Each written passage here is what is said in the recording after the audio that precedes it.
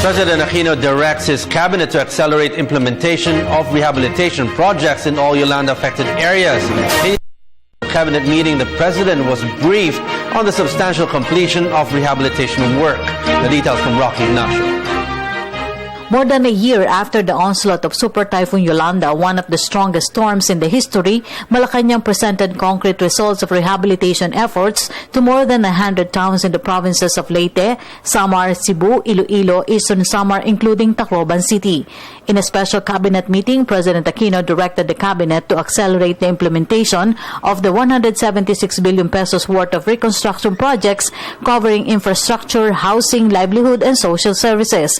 Presidential Communications Secretary San Nicoloma said priority was given to the completion of resettlement and building of permanent housing for those living in high-risk areas. Inam naman na makita natin yung physical targets and completion of those targets, so we have a better appreciation. Kung mapapansin nyo rin, yung unang-unang binanggit ko ay yung tungkol sa housing. Dahil yun din naman ang pinakaseryoso at pinakamahalagang suliranin. No? At yung una ring bahagi nun, pansinin natin, ay hindi lamang pagtatayo ng mga bagong kabahayan, kung hindi resettlement. No? Resettlement ng mataas na bilang, 205,128 families. Resettlement from the high risk or high risk areas na tinagurian nating no build zones. No? The National Greening Program continues as part of the Build Back Better agenda of the Aquino administration to Yolanda-stricken areas. The DPWH reported that construction of key public infrastructures are now in various stages of completion and preparation to sustain economic and social activities in the affected areas. Nearly half of the 116.3 kilometers of national roads is expected for completion by June 2015, while 86% of the 99 flood control projects have been constructed. The government has also attained total or substantial completion of 106 municipal and city halls, about 109 public markets, and 101 civic centers to restore normalcy in the lives of affected residents and provide necessary government services to the communities affected by Typhoon Yolanda.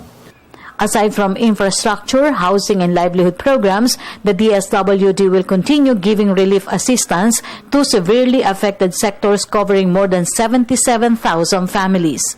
The government has attained substantial or total accomplishment of the objective to provide livelihood opportunities to affected families through the Cash for Building Livelihood Assets programs, such as boat construction, farmland clearing, land preparation and planting, covering 360,203 families.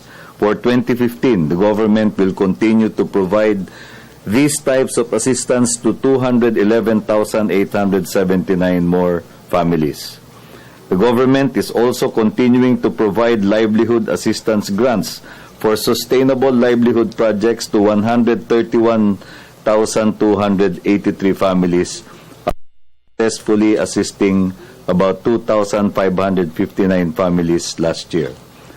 Additional livelihood opportunities are also being provided with the help of private partners to a total of 19,894 family beneficiaries. For the People's Television, Rocky Ignacio.